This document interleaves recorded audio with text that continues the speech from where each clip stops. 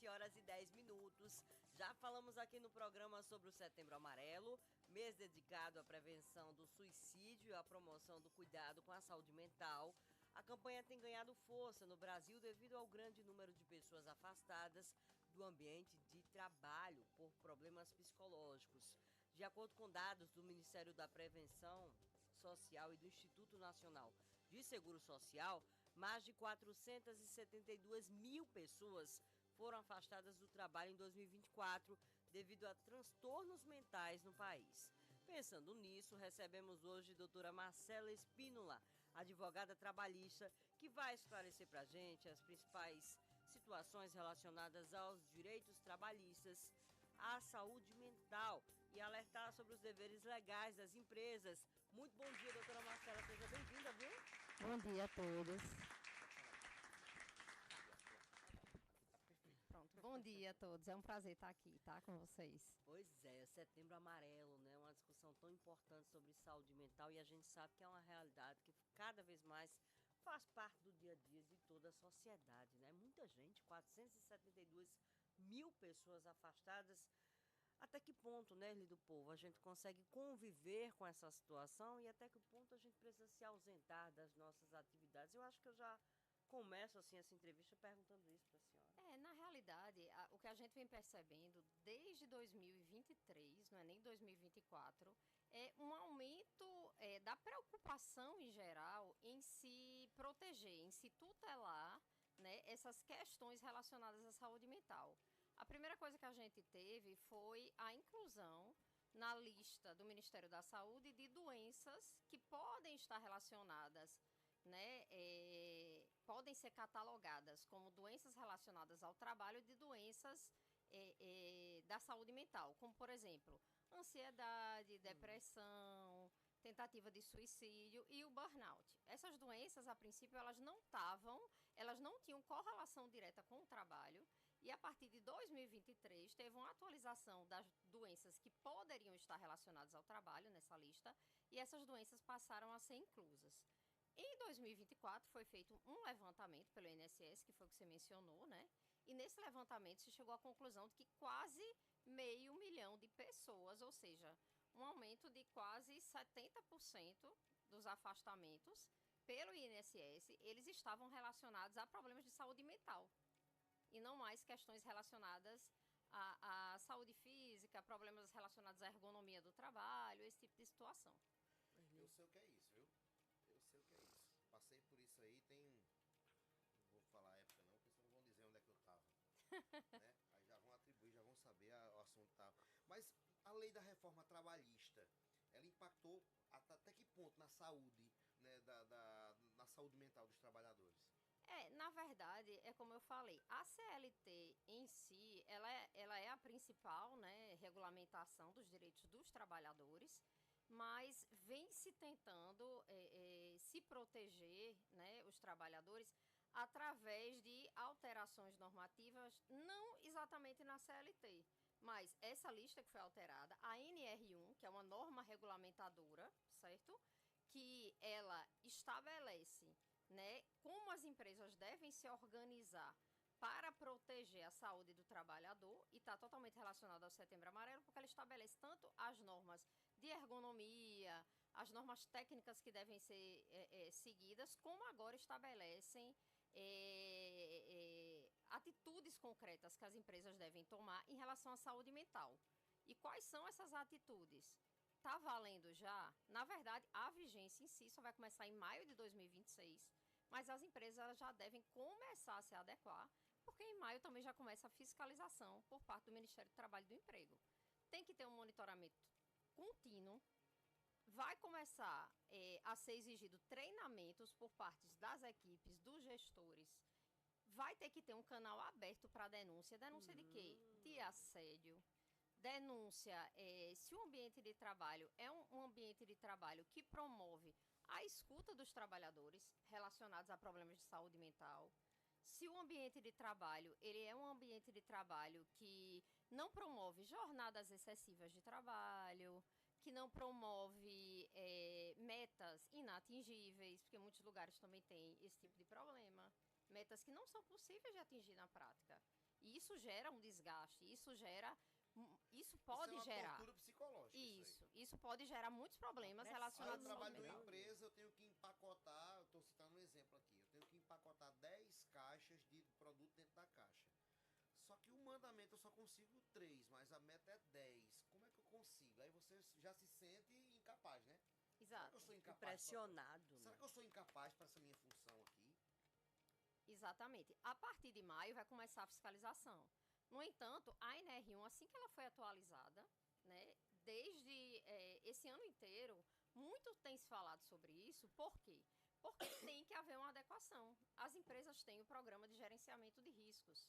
Os riscos, a partir de agora, de saúde mental, eles vão precisar ser gerenciados. As empresas têm que avaliar os riscos, quantificar, verificar o que pode ter impacto e implementar mudanças para que Quem esses vai riscos fazer isso? não É o se RH concretizem. da empresa? Aí é que tá. Quem vai fazer isso? Na verdade, tem que ser as empresas, né, que prestam consultoria em saúde e segurança do trabalho, Hã? com o apoio do RH e um jurídico eficiente, que tem que dar as orientações. Porque, por exemplo, muitas vezes o RH tenta fazer sozinho, e aí não tem a noção exata, por exemplo, que muito já se tem avançado, por exemplo, na implementação da CIPA, com a Sim. prevenção do assédio moral também, que muitas empresas têm que ter e nem instalaram ainda a parte do assédio moral na CIPA. Então, eu acho que tem que ser esse tripé: o RH, a empresa de RH, saúde e segurança e um jurídico que preste uma consultoria, uma assessoria mensal eficiente para que haja essa tutela do meio ambiente também sobre o aspecto da saúde mental. Agora isso é Até pra complexo, né? empresa. Porque por diversas vezes vai acabar batendo de frente com o que a empresa coloca como meta, como objetivo. Então são setores que vão precisar ser bem resilientes nessa questão, né? Exato. Eu acho que não é uma tarefa fácil, mas é uma. Mas a empresa, ela não já vai ficar assim, falando como ela vai ficar, é porque ela tem que se resguardar, porque senão Sim, qualquer sim. coisa vai ter processo em cima da empresa. Exato. Se ela coloca a CIPA, se ela coloca um jurídico e ela coloca um RH envolvido, ou seja, né, um tripé que vai, né, realmente Reorganizar. vai organizar se o colaborador tá com problema, identificar problema, porque se Isso. aparece um problema com um colaborador, outros demais podem também, Exato. né, não vai ser só um, né? Exato. Se é um problema no ambiente de trabalho, fatalmente podem haver outros que ainda não foram identificados. E às vezes, muito se fala também em relação a essa atualização, tanto da NR1 como uma lei que veio agora em 2024, que é justamente um programa da empresa, é um certificado que se dá à empresa para as empresas que promovam a saúde mental. E aí tem vários critérios para a empresa atingir, né? E eu acho que a maioria está muito longe disso. Mas a primeira coisa que vai acontecer a partir de 26 de maio, vão começar as fiscalizações do MTE. E quem não tiver adequado o seu programa de gerenciamento de riscos, que já existe há muito tempo, mas relacionado aos problemas de doença física, a essas questões de saúde mental, vai sofrer muito. E as multas podem ir de R$ 500 até R$ 6.000, fora as demandas trabalhistas. Então, assim, é um problema complexo que envolve multa administrativa e pode envolver também processos trabalhistas, né? E que às vezes ainda pode gerar um efeito cascata, né? Porque se é um ambiente de trabalho que está doente, que tem um problema que às vezes é uma gestão que não é legal, porque muitas vezes o problema que se tem falado muito agora é a falta de treinamento de líderes, de gestores, que aí pressionam muitos colaboradores. Então, um gestor ruim, um gestor que pressione, que estabeleça jornada de trabalho excessiva, que estabeleça metas inatingíveis, vai pressionar todo um setor e pode gerar problema sobre os dois vieses, né? Tanto o administrativo quanto o judicial. Pode gerar demanda trabalhista também. Tem como a empresa, caso, né, quando houver denúncia, se ela disse vão abrir canais para denúncia e tudo mais, a denúncia, por exemplo, alegar que o funcionário estava passando por qualquer tipo de situação relacionada à saúde mental e seria relacionada fora do trabalho e não ao trabalho? Sim, porque na realidade é o seguinte, todos os problemas de complexos, né? Eles têm origem multidisciplinar. E aí eu falo isso porque a gente atua tanto na parte que a gente chama de assessoria mensal, que é esse preventivo, de cuidar para que as empresas não violem as normas legais, quanto no contencioso, que são os processos efetivamente.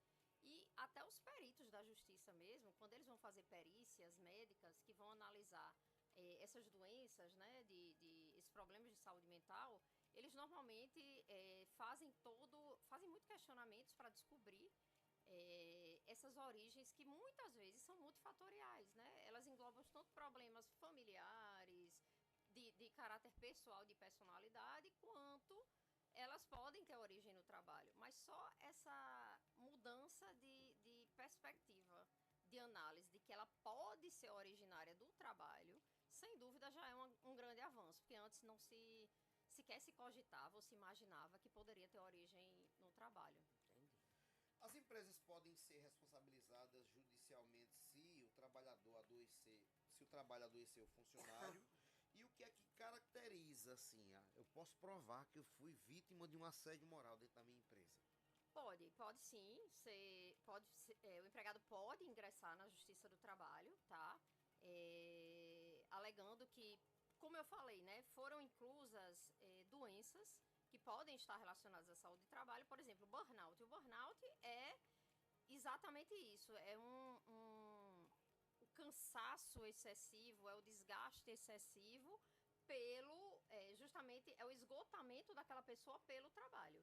Então, a pessoa vai a juízo, né, alegando esse burnout, e ela vai ter que comprovar, demonstrar que era exigido demais dele, e demonstrando isso, né, ficando caracterizada essa situação, ela vai receber, né, uma indenização por danos morais decorrente desse adoecimento pelo trabalho, tá? E aí, além disso, né, a empresa vai ter que pagar essa indenização a esse empregado, e tem uma série de outras consequências, como, por exemplo, se isso ficar caracterizado e que a empresa dispensou essa pessoa, logo após ela voltou de um afastamento do INSS, ela pode ter direito ainda de meses de estabilidade. Tem que ver exatamente o caso concreto para ver quais seriam os direitos. Mas o dano moral, se ela adoeceu pelo trabalho, ele é inquestionável. E o que é que o trabalhador precisa fazer para ter direito a esse afastamento? Bom, todo e qualquer afastamento no Brasil, né, por doença, seja ela de saúde mental ou de saúde, alguma coisa física, biológica, a primeira coisa é ele tem que ter os laudos, né, comprovando que ele tem a doença, né, ele vai precisar do laudo médico e do atestado, ele vai precisar apresentar, né, ao seu empregador, e aí todo e qualquer afastamento, a partir do 16º dia, é encaminhado ao INSS, ele vai passar por uma perícia do INSS que vai conceder esse afastamento. Se não conceder no INSS esse afastamento, a partir do 16º dia, aí ele vai ter que buscar administrativamente ou depois judicialmente. Mas, a princípio, ele teria que ver esse direito do afastamento reconhecido junto ao INSS, né, para ter o direito.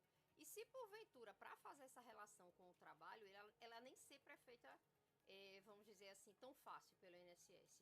Mas se não for feito, ele pode recorrer às vias judiciais para ver esse direito reconhecido. Porque geralmente o acompanhamento, o tratamento, né, são situações e processos demorados, Sim. né? E por diversas vezes eu acredito que até muita gente está nos ouvindo agora e acompanhando, e ela não teria nem tanto interesse em se afastar do trabalho, porque por algum motivo também você mantendo a mente ocupada, você acaba ali também superando, né? Cada caso é um caso, seus problemas, suas dificuldades. Então é muito delicado lidar com tudo isso, né, doutora?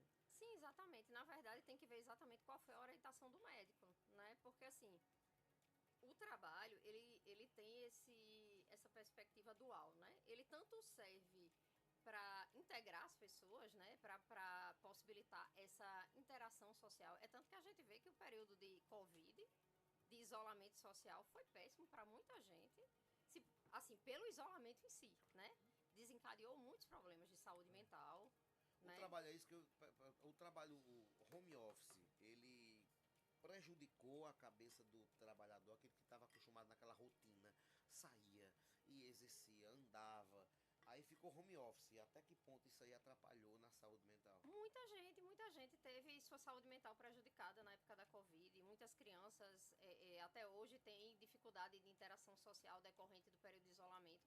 As consequências do Covid, né, do isolamento das pessoas, elas são estudadas, né, por psicólogos até hoje. Agora, o impacto e a forma de reação de cada pessoa vai ser muito individual, né? E aí vai depender, como eu falei, né, de como cada médico vai conduzir esse tratamento. Porque às vezes o trabalho ajuda. Então vai depender da recomendação de cada médico, porque o trabalho, ele pode tanto auxiliar, como ele pode ser o desencadeante. E aí é que entra toda essa questão da NR1, né, de se fazer um monitoramento contínuo, de se fazer treinamentos constantes com as equipes e com os gestores principalmente. Porque tem gestores, eu já peguei uma demanda que eu atuo normalmente para empresas no preventivo, né?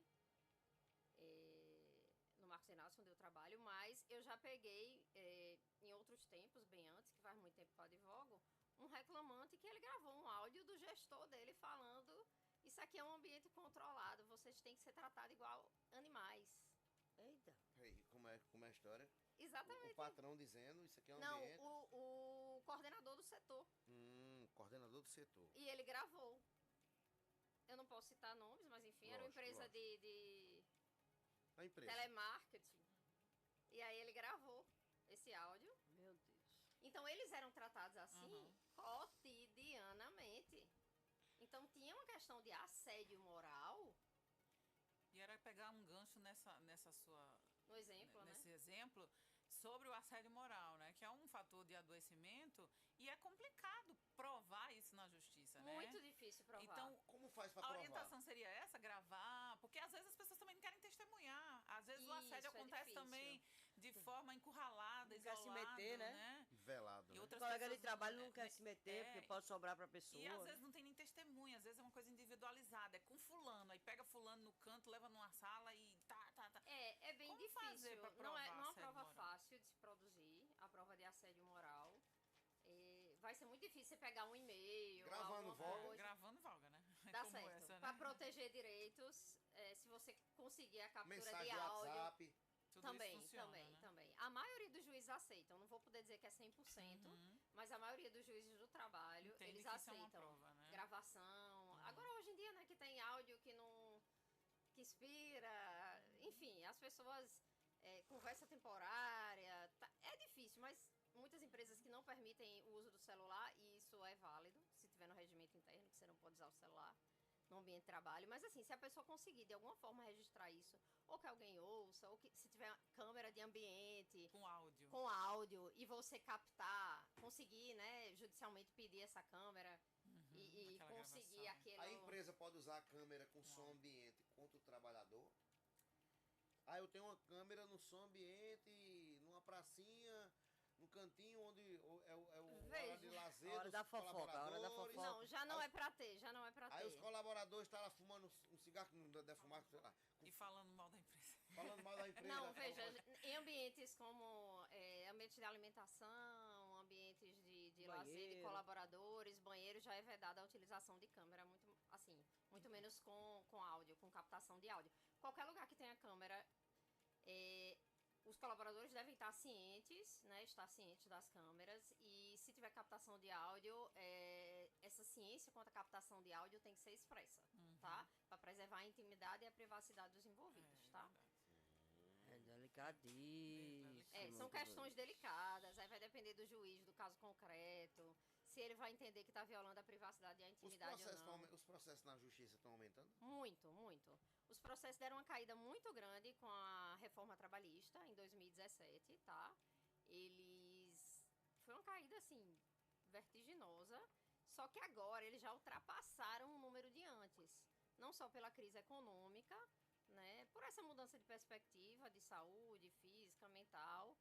E eu acho que pela crise econômica mesmo, porque tem muitos negócios que infelizmente não estão conseguindo se manter atualmente na economia. Bora deixar uma orientação final, doutora Marcela, já deixando também seu Instagram para que a gente possa estar seguindo, né, e acompanhando todas as informações. Estou recebendo um monte de mensagens dizendo, eu quero contato dela, eu quero contato dela, eu quero contato dela, estou passando por isso, por aquilo, quero tirar umas dúvidas. Porque são casos que a gente vai abordando aqui, quem tá em casa tá dizendo, eita, parece com o meu. Parece mais ou menos assim. Mas será que o meu, assim, queria tirar dúvida com a senhora. Qual é o Instagram da senhora? Então, eu vou indicar só do escritório, porque eu não tenho Instagram profissional, tá? Que é o Marcos Inácio Advogados. Tá.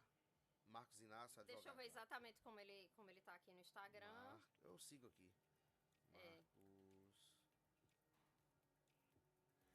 marcosinácio.odv. E agradecer. Com O, com U, Marcos. Com O. marcosinácio.odv.